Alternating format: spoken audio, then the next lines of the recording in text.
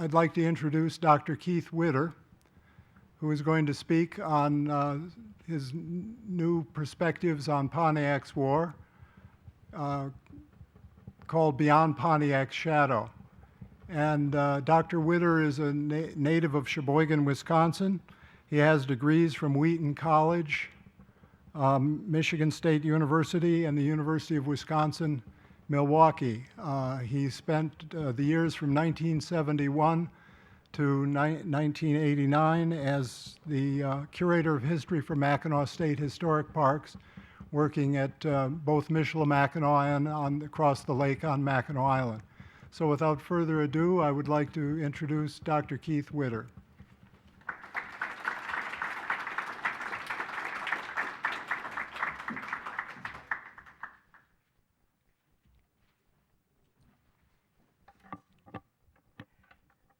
Thank you, Brian. It's a real pleasure for me to be here today to speak before this group for the Clements Library. Without the Clements Library, the book I'm going to talk about wouldn't exist. And I'm grateful over the years for the expert help and assistance of the staff of the Clements and for the collections there, which are just fantastic. So thank you very much. This year represents the 250th anniversary of what Francis Jennings referred to as the war called Pontiac's. But not much noise has been made of this event. I think it's been overshadowed by the bicentennial observation of the War of 1812 and the Civil War sesquicentennial. But a lot happened in 1763, the year of the war called Pontiac's, and a lot happened in Michigan. Detroit saw a siege that lasted almost 6 months. Fort St. Joseph at Niles in Michigan was captured by Potawatomi warriors and was never garrisoned again by British soldiers. And Michilimackinac, which is going to be the focus of our talk today, was also captured by a band of Ojibwe Indians. I think this war has great significance, and a significance that often is not very well appreciated. As the research that I did for the book and the interpretations that come out of it, I hope help us to better understand what brought on the war, things about the war itself, and the aftermath of the war. Because I think this in turn will help us better understand the next 50 to 60 years in the Western Great Lakes. Those are big topics, and so today want to try to explain how some of the early alliances among Indians, British, and Canadians in the Michilimackinac borderland prevented the Ojibwe attack at Michilimackinac on June 2nd, 1763, from igniting more violence throughout the region against the British. Slide. Fort Michilimackinac, I'm sure most of you probably have been there, hopefully there a number of times. It's a very, very important place in Michigan history. This is a 1765 drawing of the forts. Where is it? It's in the Clements Library. And this gives you an idea of the size of the fort, about 40 houses in it, a hexagonal-shaped fort right on the shore of actually Lake Michigan on the Straits of Mackinac. Michilimackinac was more than just this. It was really a settlement, an extended settlement of Canadian and Métis men and women who made their living in the fur trade, living inside the fort, but also part of the extended community was the Odawa community at L'Arbre Croche, going all the way down from roughly Cross Village to Harbor Springs today. Ojibwe summer villages at Sheboygan and Mackinac Island, and Ojibwe up in the Upper Peninsula, all of whom, for whom Michilimackinac occupied a very special place. Slide, please. This is a 1767 map drawn by Robert Rogers. It's a bit faded because the original is faded. The original is in the National Archives, UK. But in essence, what we have here is Robert Rogers in 1765 drew this map, which was really as part of his effort to try and get a colony of Michilimackinac created in which he would become the governor. But what he called here, this area in red, was the district of Michilimackinac, as the French had referred to it. The yellow was the district of Detroit. And I'm going to use the term upper country for much of this whole region, and the term Michilimackinac borderland, which is really an interpretive concept covering a large area, but not an area of any real good succinct boundaries, but really a place where there were Indians, this was really Indian country, land largely controlled by Indians, but also contested by French and British, as well as the native people. And Michilimackinac, in this, occupied a center. It was a center of both European and Indian influence. And I think about there's Michilimackinac. You can see the large area of which this pertains to. And the important Indian groups living in the region, I mentioned already the Odawa, the Ojibwe, living in Wisconsin near Green Bay, the Menominee, further into Wisconsin, the Sauk, the Fox, the whole chunk or Menominee, further west, the Sioux or the Dakota, going down into southwest Michigan and southeast Wisconsin, the Potawatomi. I also would like to point out that the fur trade was the primary business or enterprise that bound together virtually everyone living in this region, native people and Europeans alike, and through not only through commerce, but through marriage, kinship alliances, and for some, Roman Catholicism. And a healthy, viable fur trade was important to virtually everyone living at Michilimackinac and the surrounding borderland. I'm not going to talk a whole lot about the fur trade today, but yet it will come up from time to time, but it's important to be aware of this.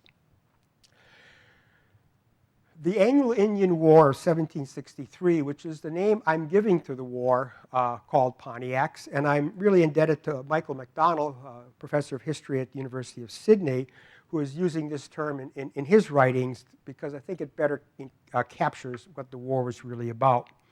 Just by way of very brief background about this war, what brought it about? The war saw widespread Indian attacks against British posts in recently ceded Indian lands by France to Great Britain in the Treaty of Paris of February 10th, 1763. And this was the treaty that ended the French and Indian War in North America, the 7 Years' War worldwide. Now, there was one small detail in this treaty, however, which didn't go over very well in the area west of the Appalachian Mountains, through all of this area here. And that was French ceding lands to the British and lands which the French weren't theirs to cede. These were Indian lands. And the Indians were not amused by the European assumptions regarding, quote, the ownership, end quote, of their lands and the transfer of this bogus ownership.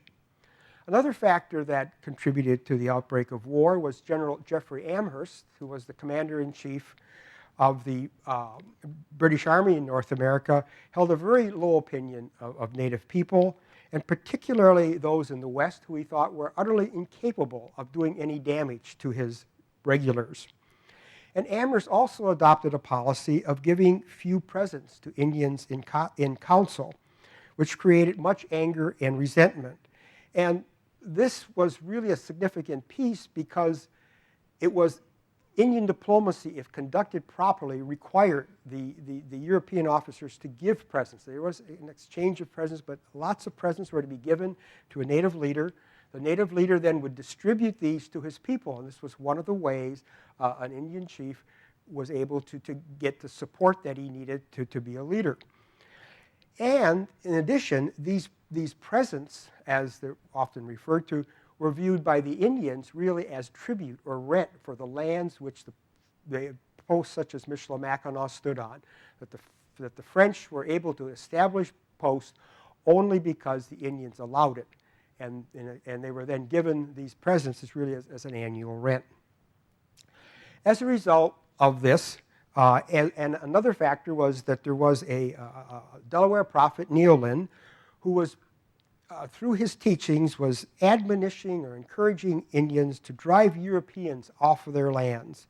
And this led to a spiritual revival and a nativism. And Pontiac, an Ottawa chief at Detroit, embraced some of the teachings of Neolin. So all of these things sort of came together, which then resulted in Indians wanting to drive British from their lands, with some of them hoping to bring the French back in their place, meaning the French military and the French officer. War broke out in May and June of 1763, and I'm just going to give a very quick listing of the posts that fell. On May 6th, really maybe the first act of violence was Lieutenant Charles Robertson and a party had gone onto Lake St. Clair to take soundings. They were attacked by an Ojibwe party. Robertson and 3 others were killed. In rapid order after that, 3 days later, Pontiac began his siege of Detroit, which lasted until the 31st of October. A week later, Fort Sandusky in Ohio fell. Another 9 days later, Fort St. Joseph at Niles fell. 2 days later, Fort Miami, it was today Fort Wayne, fell. On the 1st of June, Wayatanan, which is West Lafayette, Indiana, fell. The next day, Michilimackinac fell. And 2 weeks later, over a period of 5 days, the posts in western Pennsylvania at Venango, LaBouffe, and Presqu'île were all captured and overrun. And on June 22nd, a nearly 2-month siege of Fort Pitt was begun. So clearly the British had taken some real licks, and the British officers, the British military, were not pleased.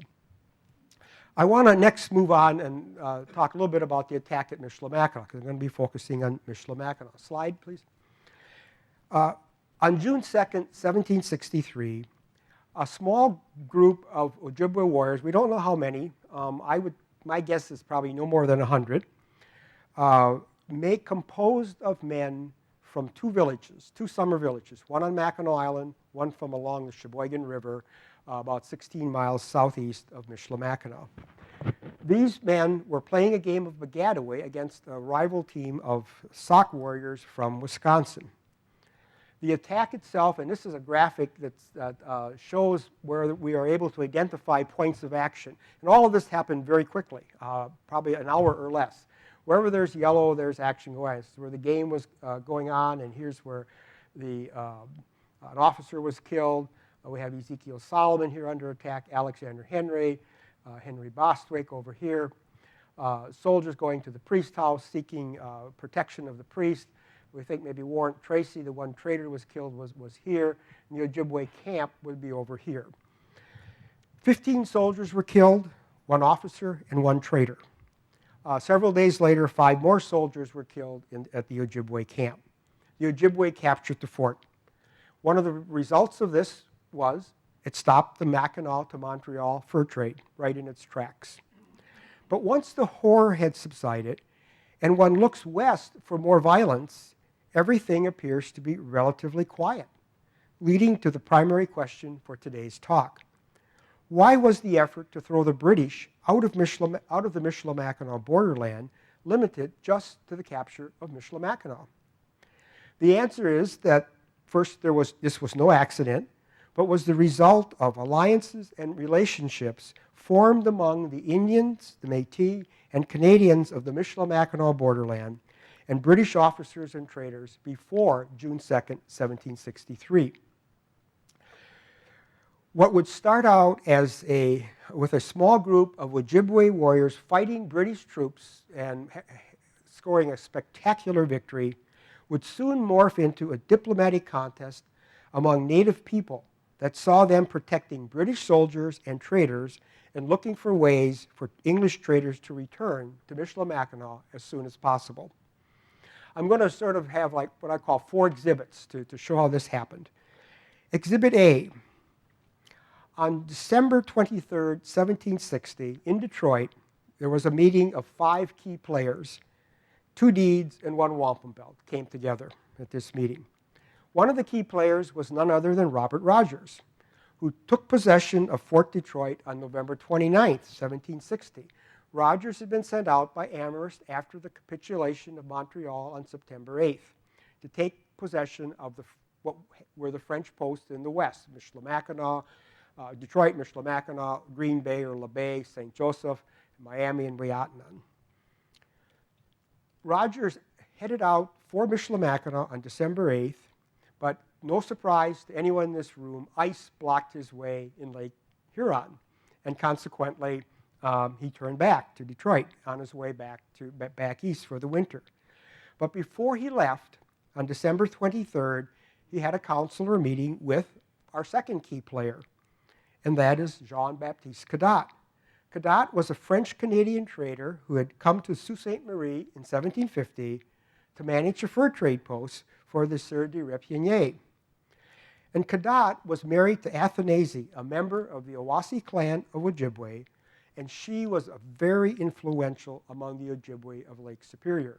Her family had a lot of relationships, and when Cadotte married her, he married into her kin alliances and kin relationships. And so this was really where a lot of the influence rested. And so Cadotte and Athanasi exercised a lot of influence, not control, but influence, over the Ojibwe, who were the most numerous group next to the Sioux living in the border, Michilimackinac borderland. The third key player were a group of chiefs and head warriors of the Lake Superior Ojibwe from Ontonagon.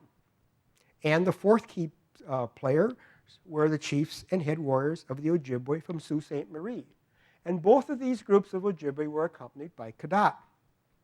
The fifth player is Alexander Henry, who became a prominent trader. He had obviously accompanied Rogers as either a purveyor or a trader or perhaps both. Interestingly enough, Henry doesn't admit to being in Detroit on December 23rd, 1760. If you read his famous travels and accounts, there's no mention of him being at Detroit at this point in time. But as I will show, he was there. Slide, please. And one of the most fascinating things about this research was sitting at the Burton Historical Collection are two deeds executed on this day. The first deed was for 20,000 acres along Lake Superior between the Ontonagon and Copper Rivers in the Burton, and it's in the Burton Historical Collection. Next slide, please. And I'll tell you the story of this in just a little bit, but if you will notice, this is a little sketch of Lake Superior, part of the southwestern shore of Lake Superior, and it identifies the Ontonagon River, the Little River, and the Copper River. And the deed covered 20,000 acres between the Ontonagon and the Copper Rivers. The chiefs and head warriors granted to Robert Rogers for his being, quote, for being the first English officer that ever came to our country with troops, end quote.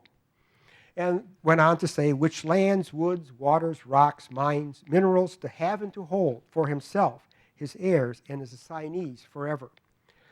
The Ojibwe reserved their rights to hunt and fish on said lands. Rogers, in exchange, gave them 100 white blankets, 50 other blankets. These deeds are not in the best condition. There are some places their manuscripts are, part of the manuscript is missing. Other places it's just illegible, and so there are some holes. He also gave 20 barrels of rum, 40 pounds of vermilion, 20,000 wampum beads, 350 pounds of gunpowder, and 200 pounds of shot and ball. It was signed by four chiefs who put their mark to the deed. Interestingly, it was witnessed by none other than John Baptiste Cadotte and Alexander Henry. And these signatures are authentic. Cadotte's signature is very easy to verify because his signature is lowercase c-a-d-o-t, and it matches precisely his signature on the Mackinac Church Register at St. Anne's Church. Alexander Henry's is perhaps a little more difficult, but John Cuneo, who published a biography of Robert Rogers in 1959, did some work and had Henry's signature verified. Now, Cuneo's biography doesn't have any footnotes, but no published footnotes, but there are footnotes to the book, and where do those footnotes reside? None other than the Clements Library. And if you go into those files, you will see how Cuneo verified Henry's signature. Next slide, please. Okay, this is a wampum belt that was given at the time of this treaty, of this deed. And if you will notice, the purple field, these are the three rivers of which the grant of land is in between these. This wampum belt in 1840 was declared to be authentic by an Ojibwe chief named Okundikun of the Ontonagon Band. The slide before, which showed the little sketch of Lake Superior, what's so interesting about that is that when Robert Rogers went to London in 1765, trying to generate financial support for his quest for the Northwest Territory, or the Northwest Passage, and to also be appointed governor of Michilimackinac, that big red area you saw on an earlier map, he enlisted the support of Charles Townshend, who was the Chancellor of the Exchequer, and a man named Chase Price, who was a prominent person. I've never been able to learn much about him. And they, in effect, were, in exchange for, I think, 200 pounds, were bought a piece of this grant. And that little sketch there shows where this grant is. And unfortunately, it won't show on the big slide, but you saw the slide of the Rogers map that I showed you, and it was just a sketch with not a whole lot of information and not a whole lot of detail. But interestingly enough, this detail is on that map. And it was not there by accident, because Rogers knew when the map that he made in 1767 got to London that certain eyes would be looking for this on it. Where was the grant that they had bought into? Okay, so the second deed was a deed for 20,000 acres at Sault Ste. Marie, the land that was bisected by the St. Mary's River. And this was a deed that this land was given to Rogers and none other than Jean-Baptiste Cadotte and Alexander Henry. Similar list of goods, similar types of wording as in the previous deed. And what these transactions really did is they started to create alliances between the British, which involved the British military. Rogers is doing this on his own. I'm sure Amherst would not have been pleased if he had known this had gone on. A British trader, Alexander Henry, a very prominent Canadian trader who's married to an even more prominent and influential Ojibwe woman whose influence is among the Lake Superior Ojibwe, which is a very large group of people in the region. And so these folks really are all drawn together into the British orbit, even before a British soldier or a British trader walks through the land gate or the water gate at Michilimackinac. Exhibit B. I don't have any images on this one, but the family of Domitille and her son, Charles Langlade, and the Odawa at L'Arbre Croche. Domitille was a very prominent woman in the Odawa at L'Arbre Croche. She was sister to Lafourche, who was a very prominent war chief among one of the bands there. And Domitille, around 1710, married a Canadian trader named Daniel Joseph Amiot Villeneuve. And among their children, daughter Anne, who was born in 1716, would marry first Antoine Guilleret and then Jean-Baptiste Blondeau in 1745, a prominent trader. Another daughter, Marie-Louise Therese, married Claude Germain Gautier. Their son, Charles, would become an interpreter for the British as early as the 1760s, working and would continue on for many years.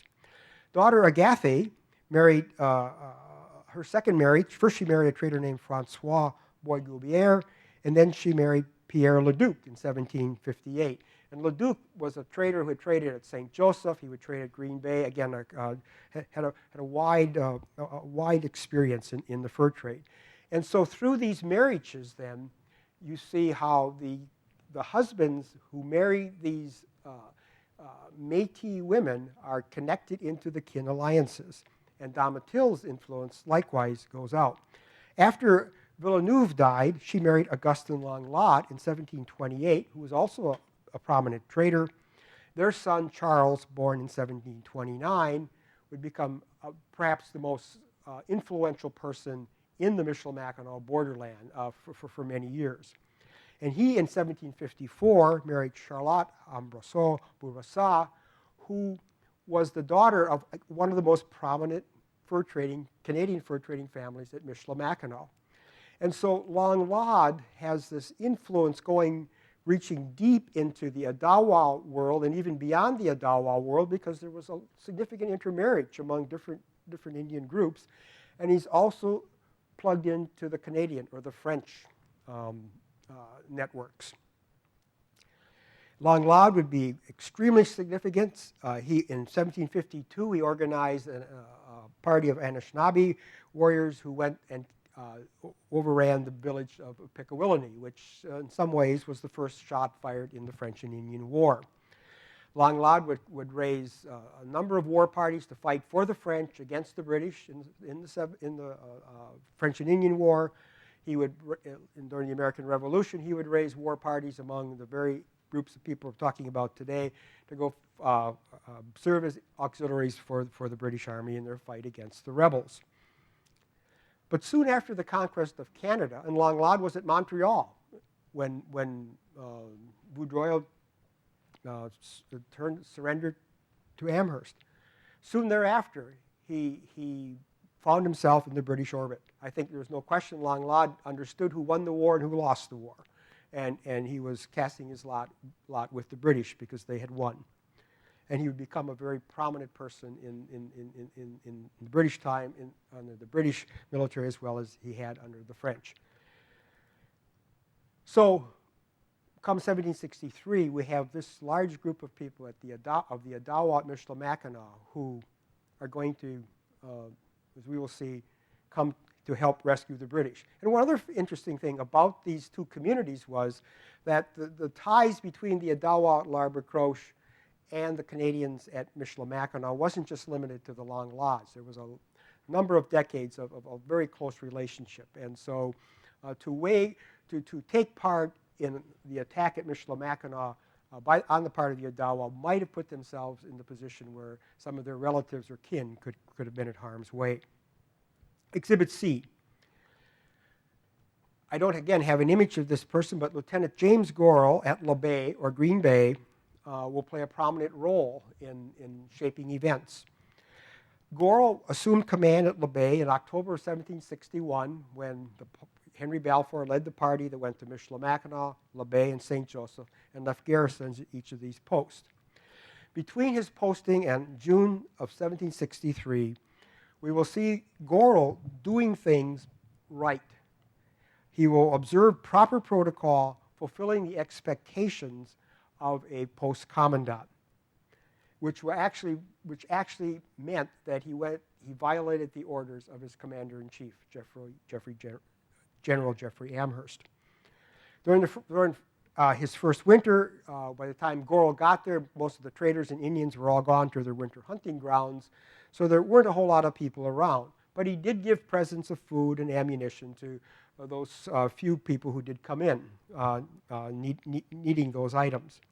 But in the spring and summer of 1762, Gorrell held councils with the Menominee, and the Sac, the Fox, the Ho-Chunk, the Winnebago, and other groups. And he had a standard speech which hit all the right taps. And it's a speech he first made to the Menominee, and I want to highlight some of the highlights of his speech, but then he gave the same speech to the other groups as well. He always gave wampum belts and strings of wampum at the right places. First, he chastised the Menominee for fighting against the British in the recent war, but then he forgave them. He buried the dead. He said, "I wipe away all the blood that was spilt, and to bury all your brother's bones that remains unburied." This was something that was absolutely required. He opened a passage for honest communication between them and their brothers, the British. He lit a fire of pure friendship and concord. He said, "I clear a great road from the rising of the sun to the setting of the same, and takes away everything that obstructs it, that all nations may travel in it." In consequence of the British victory over France in the recent war, Gorrell had been sent to maintain order and to protect Indian nations and to bring traders. And he told them this. He said he came to ensure that the traders would treat their Indian trading partners fairly. He said he came to renew the old treaties and covenants of peace as had been done earlier at Niagara and Detroit. And he came to use well the French who come to trade, who are now British subjects. And he admonished the Menominee to bring in all their prisoners. Then Gorrell did what Amherst did not want his commanders in the field to do. He gave presents, and not mere trinkets. He gave 6,000 wampum beads. He gave 200 pounds of gunpowder. And although the document doesn't indicate it, I think probably he gave a like amount in shot and lead. He gave 4 yards of strouds. He gave 3 shirts. He gave 12 pounds of vermilion. So Gorrell was backing up his good words with the proper protocol by giving these presents. The Menominee responded. They reminded Gorrell that the fort stood on Menominee land. One of the first things, remember, whose land you're standing on. That's why you give us presents. That's one of the reasons. Thank you. They thanked him for a good speech, thanked him for the presents. They told Goral how poor they were, having lost 300 warriors lately with, quote, the smallpox, and as well as most of their chiefs. Again, typical in these councils is almost a standard trope. The poverty, Indians always pleading poverty. The Menominee said they were glad that the English had pardoned them for fighting against them in the recent war, but they did not expect it and were conscious that they did not merit it. And in the future, they would adhere to English commandant's instructions like they had for the French before. They asked that a blacksmith be sent to mend their guns. They asked for rum, following the French precedent. They said they had no prisoners, that any prisoners they had been left with the French at Montreal. They expressed satisfaction that the English traders had come because Goral had brought a trader or two with him, and that they would, quote, oblige, end quote, their young men to pay their credits, because trade was done on credit, and sometimes it wasn't always so easy to get the Indian customers to pay their credits. They assured Goral that they would make sure their young men did so. And they also told Goral that any bad talk among the Menominee or their neighbors, they would report to him. In other words, they would provide intelligence. Goral responded that he would request a blacksmith that be sent from Detroit, but no rum had been sent. That Amherst had believed that because of the war, the Indians had neglected hunting, and they needed to trade whatever furs they had for clothing and provide for their families, and rather than buy rum. That rum got in the way of providing for their needs. Exhibit D. The Ojibwe from Sault Ste. Marie, Lake Superior, headwaters of the Mississippi, and throughout that whole vast region of what today we would refer to as Upper Michigan, northern Wisconsin, even pushing into parts of northeastern Minnesota, they were conspicuous by their absence. And Lyman Warren, who wrote a history of the Ojibwe Nation, which was published in 1851, and Warren was, if I get the generation right, the great-grandson of Jean-Baptiste Cadotte and Athanasi. And he tells us that Pontiac had sent, quote, the War Club, tobacco, and wampum belt to La Pointe on Madeline Island in western Lake Superior, off of Bayfield, Wisconsin, going on, the principal villages of the tribe on Lake Superior. But on the urging and advice of Cadotte, who told them that, quote, the war would only tend to thin the ranks of their warriors, causing their women to cover their faces with the black paint of mourning and keep them miserably poor for the want of traders to supply their wants. These Ojibwe did not take part in the attack. So soon after the attack, the contest for Michilimackinac became a contest among several Indian groups. And we see the alliances that were formed, and alliances and various relationships that were formed between December 23rd, 1760 and June 2nd, 1763, came together to protect the British. At L'Arbre Croche, through Langlades' influence, we'll see Langlades' influence at work here. After the Odawa at L'Arbre Croche were informed by Langlade, who was present at the attack, was not harmed, as were none of the other Canadians, when Langlade sent a messenger to L'Arbre Croche telling them of the carnage at Michilimackinac, asking them to come. The Odawa sent a messenger, found out what was going on, went back, and came back with their warriors and took custody of most prisoners from the Ojibwe. They were not strong enough to try to recapture the fort. It's not certain why the Odawa did not take part in the attack. I think, first of all, the reason I gave before, the close alliance between and relationship between the Odawa community at L'Arbre Croche and the Canadian community at Michilimackinac played an important role. But Warren says that the Ojibwe did not tell the Odawa because they were afraid that if they did, some of the Odawa who were friendly to the British would tip the British off of the attack. And for the Ojibwe attack to be successful, it was absolutely dependent upon the element of surprise. And similarly, Warren says that the Ojibwe didn't tell all their own people. And so not even all the own people in their own people in their own villages knew, because they were afraid that any of these men who might have been friendly towards the British would would tip the Ojibwe's hat. I think there also may have been some friction between the Odawa and the Ojibwe over which group was to receive preference in the fur trade. At any rate, Captain George Etherington, the commandant at Michilimackinac, his lieutenant, Lieutenant Leslie, William Leslie, and 11 enlisted men were taken to L'Arbre-Croche as prisoners. Langlade was left in command at Michilimackinac. Once at Michilimackinac, Etherington, in effect, set up a de facto command post at L'Arbre-Croche. Second group, the Indians at La Bay and James Gorrell. Etherington sent some Odawa to La Bay to tell Gorrell of events at Michilimackinac. Gorrell then held councils with the La Bay Indians, the Menominee, the Ho-Chunk, Sauk, and Fox, gave wampum belts and presents, and enlisted ultimately a party of probably about 100 warriors. Gorrell and his troops accompanied these Indians to L'Arbre-Croche. And I want to point out, Gorrell and his troops are not prisoners. There was no attack at La Bay. They were not captured. They were, so Gorrell retained his authority as an officer. He was not a prisoner. They got to L'Arbre-Croche. At L'Arbre-Croche, the Odawa and the Menominee negotiate how to resolve the situation. They had different agendas. The Menominee wanted to put Etherington back in command, and if that meant waging war against the Ojibwe, so be it. The Odawa, on the other hand, wanted to take the prisoners to Montreal and repatriate them, while the Odawa and get a big present. That wasn't always articulated, but they anticipated receiving a big present for their good deed. The Odawa went out. Then the Menominee and the Odawa need to negotiate with the Ojibwe from Michilimackinac. The Ojibwe are invited to L'Arbre-Croche for a couple days of seemingly fruitless negotiations. They all move on to Fort Michilimackinac. After several days, the Ojibwe and the Menominee, who actually had been at war with each other, agreed to renew their old alliance, which would allow the Odawa, accompanied by some of the Menominee and other Wisconsin Indians, to take the prisoners, the English traders, and their goods to Montreal.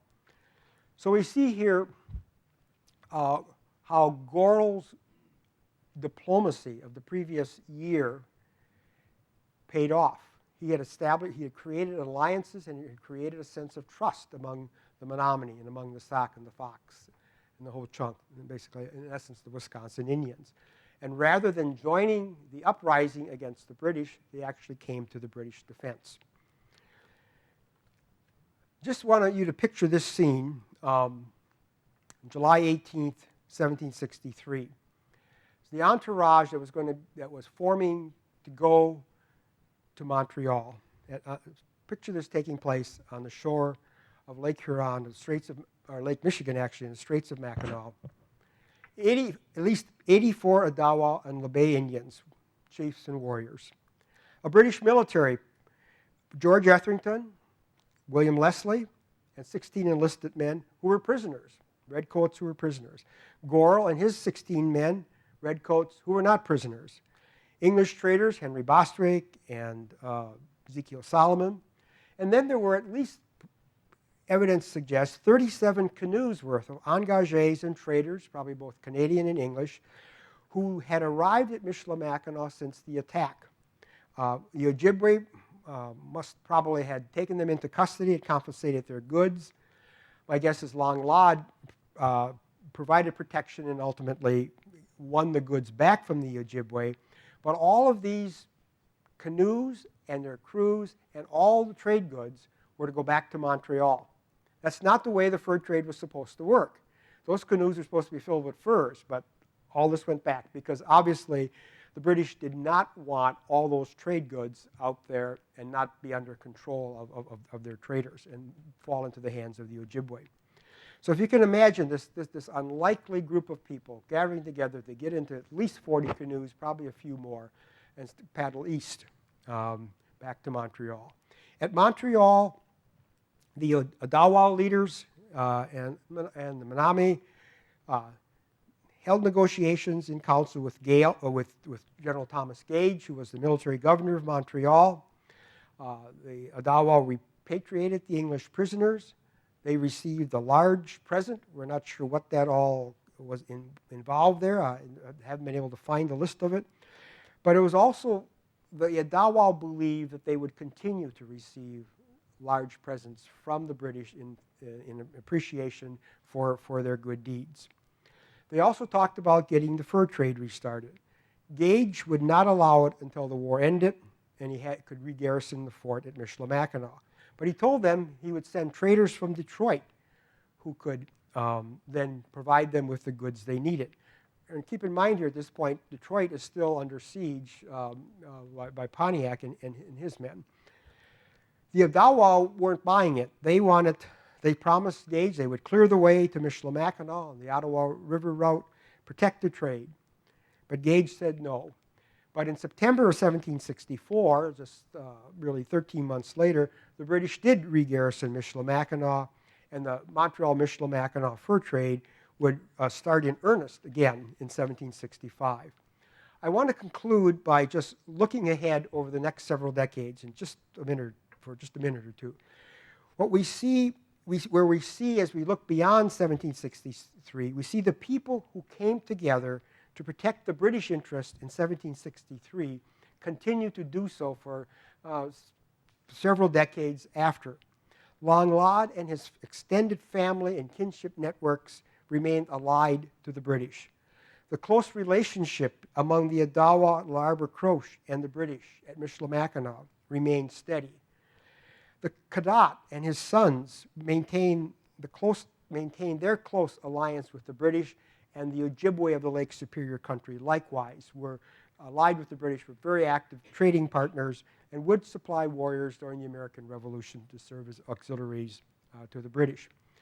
The Indians of the Michilimackinac borderland who supported the British in 1763 were actively involved in the fur trade, which increasingly fell under the control of British traders, and their alliances with the British were steady, although at times there were lots of tension. I'm not trying to leave the impression that there wasn't violence out there in the fur trade. There were traders who were killed. There were times when the alliances could be really shaky and under a lot of stress, but they held.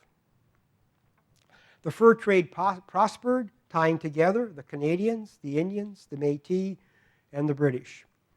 Alexander Henry was a prime example. He would have a long career in the Northwest fur trade. The Canadians come to accept, although not always willingly, and sometimes not peacefully, not only the presence of British traders, but they also wind up becoming employed increasingly by British traders, and the Canadians also obviously become accepting of the British military. So during the American Revolution and beyond, the Michilimackinac fur trade held together the different people of the upper country, and who were in essence the same people who came together in 1763. Thank you.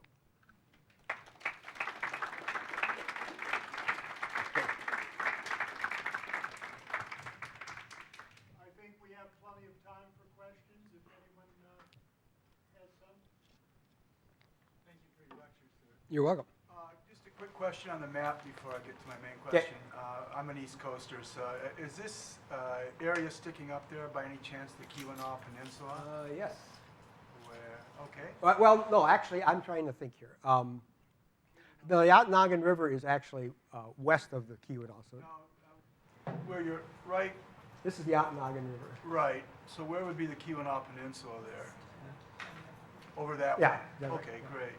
And then as a canoeer, I was wondering if you have any data on how long it took them to go all the way back to Montreal from the Straits of Mackinac. Yeah, I think with a loaded canoe, you're probably looking at least a month. An empty canoe, much faster, because the Ottawa River you're going down with, although there's probably around 30 portages along the way, or maybe even a few more. They made it in a month. Yeah. That's pretty good timing. Yeah. Thank you. Yeah. I'm curious, after the 1763 peace, the British were bankrupt, basically, and they were doing everything they could to try to raise money.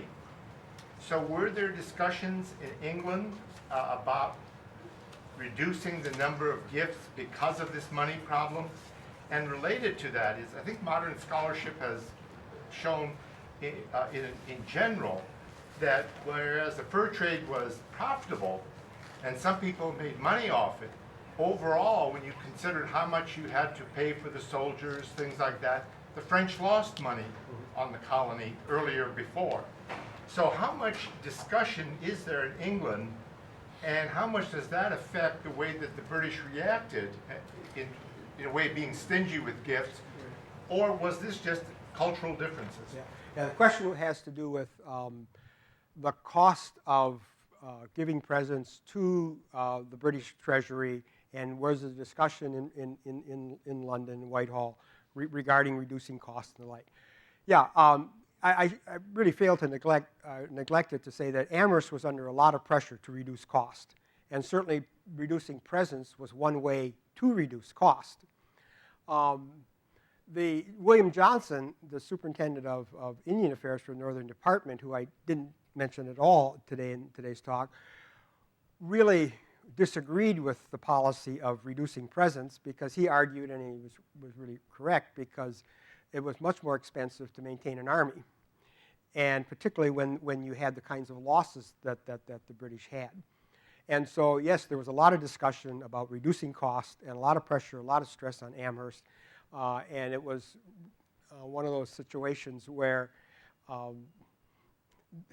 there really was no good way out from the British perspective, and that's where Gorrell is so amazing. Is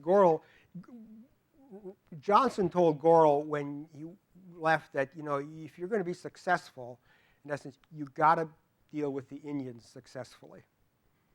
Johnson didn't tell him to violate Amherst orders, but Gorrell, in effect, I think, found himself in such a situation that he realized if he didn't meet the expectations of those who he was meeting in council, that was not going to be a good end. And so Gorrell then bought the presents from the traders. That's how he got his buy. Does that? Yeah, okay. Do you know what the final death toll of all the attacks that the Indians had on? Yeah.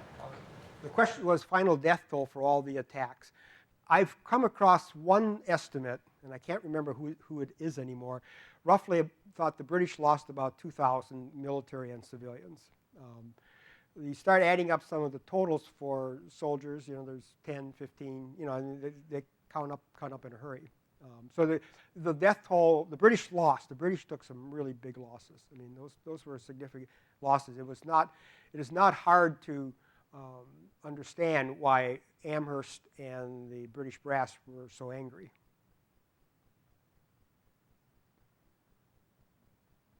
Yes? How quickly did British traders supersede French traders when they took over? Okay.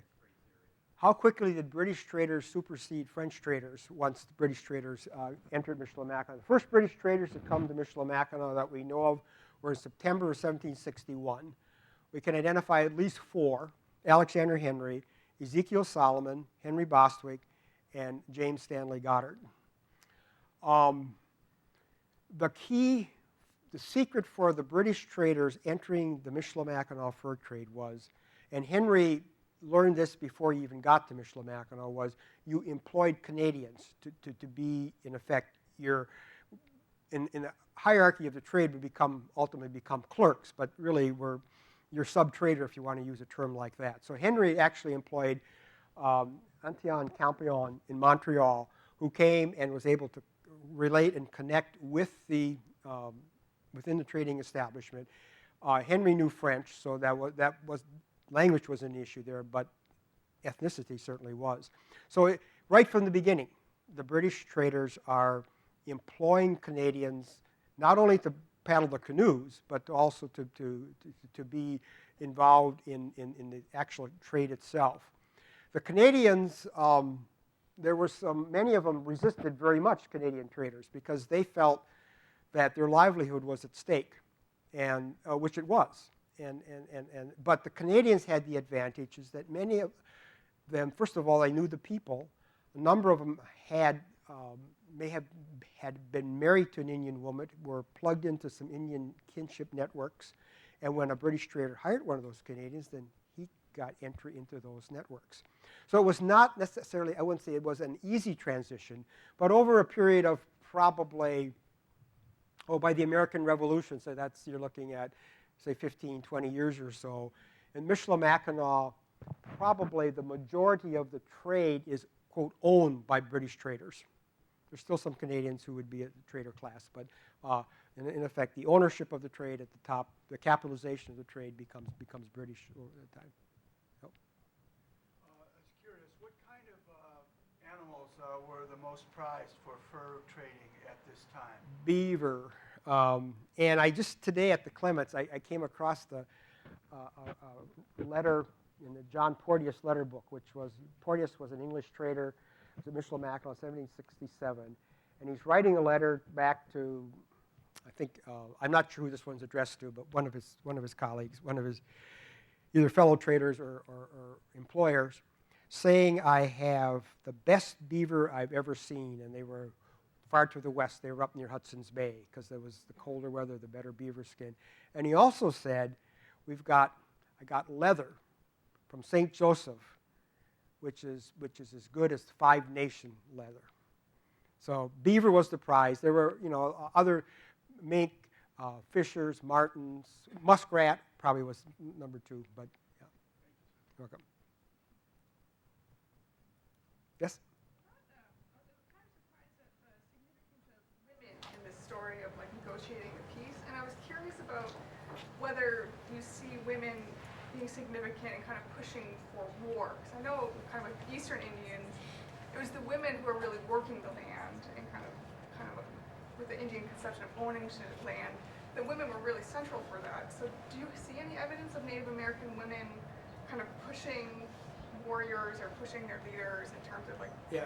The question is, do I see here evidence of Native American women pushing these Native groups to war? Okay. Actually, it's sort of the reverse here. I mean, the influence of Domitille and Athanasi was really towards peace in that, I would say, not so much maybe towards peace, but to make accommodation with the British, which, given how things unfolded, meant really being advocates for peace. Don't get involved in this conflict. One interesting thing was when Alexander Henry first came to Michilimackinac in September '65, and now if you've ever read his travels and accounts, and it's a source you got to be careful with because there are some things in it, some details that aren't right. But overall, I think the story holds up, and most of it does fit with other evidence. But Henry was proposing to send to outfit canoes to go trade in Wisconsin, go up in Lake Superior. And the women at L'Arbre Croche got wind of this, and they said to their men, "We are hungry. Is this true that these trees trade goods are going to these people, some of them who are our enemies, and they're not going to trade with us?" And so they sent their men to Michilimackinac to find out what was going on and to make sure that there were going to be adequate amount of trade goods brought to their settlement. So yeah, okay. Any other? Yes. In the 1770s, the British colonists are very upset with the British government in terms of its tolerance of the Catholics in France. In Quebec. New France.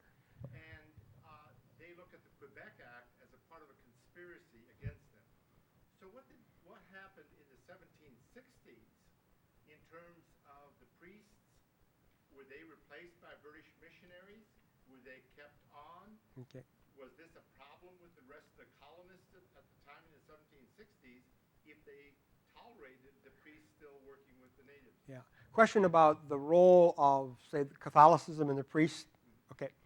At Michilimackinac, the Jesuit Father Pierre Dugenet appears, from all I can determine, to have worked to protect the British during the attack and after the attack. In fact, in that graphic, one of the yellow booms, if you will, was at the priest house, where the priest Dugenais offered refuge to fleeing British soldiers. Etherington trusted Dugenais. He sent Dugenais to Detroit to see what was going on at Detroit. Well, Dugenais got to Detroit, and Detroit's under siege. And he learns from Major Gladwin, the commandant at Detroit, all these other posts that had fallen, which people at Michilimackinac didn't know. He then, Dugenais then heads back to Mackinac. He will not take a written document because he said, if I were captured and they asked me if I had any documents, I'd have to say yes, and I can't lie. So he had given an oral report. Gladwin at Detroit, however, did not trust Dugenais. He thought he was one of the people behind the attack. So there was, I think, generally a distrust of the Jesuits on the part of the British military, but at Michilimackinac, the commandant there trusted Dugenais and saw him as a trusted aide. The Jesuits were expelled.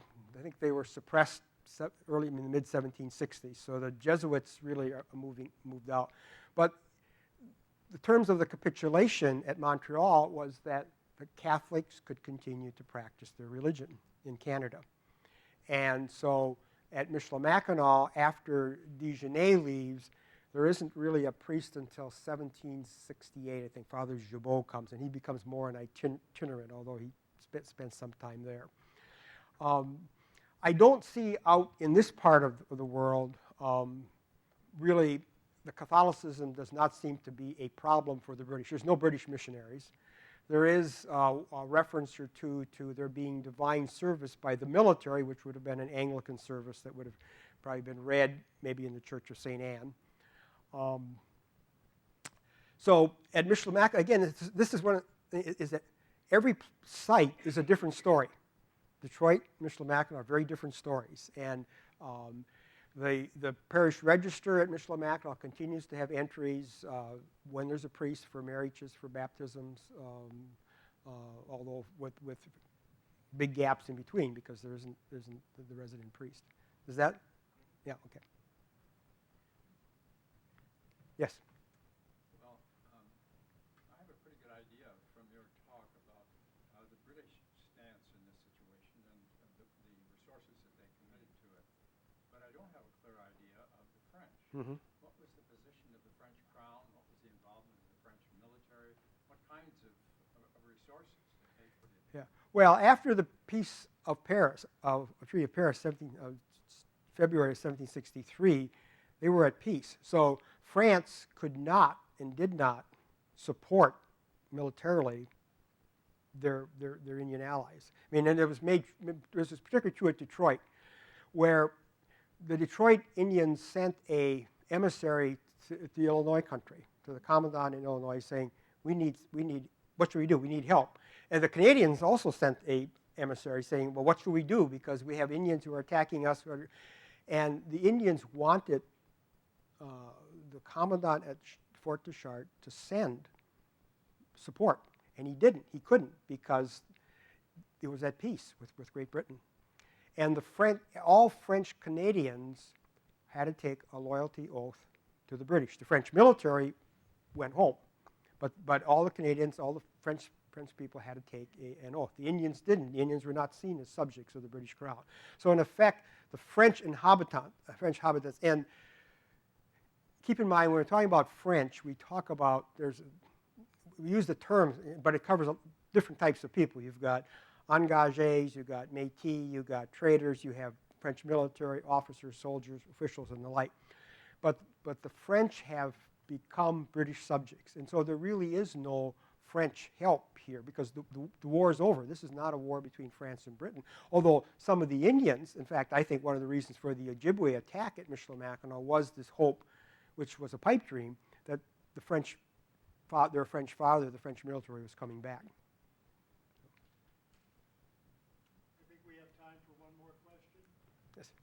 How much do we know about the belief system of Neolin? I believe he's called the Delaware prophet. Yes. And how does the Delaware get mixed into this northern stuff? And is Neolin to Pontiac anything like Tenskwatawa to Tecumseh? Yeah. Okay. There's a lot there. The question is about Neolin, the Delaware prophet, and his role or of his ideas in this.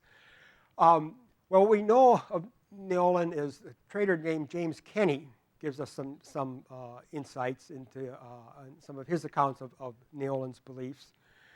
Pontiac, his interpretations of Neolin appear in what we think was Navarre's account of Detroit in 1763, Pontiac doesn't seem to, he has not taken all of Neolin's teaching. Pontiac seems to really be interpreting Neolin's teaching as being directed primarily against the British military. Neolin wants to throw out the Europeans, but did that include the French or not? Neolin wants his people to get rid of their dependence upon European things and alcohol. Pontiac takes Neolin's message to Detroit, and it becomes part of the the rationale for Pontiac's the Detroitians' attack at Detroit.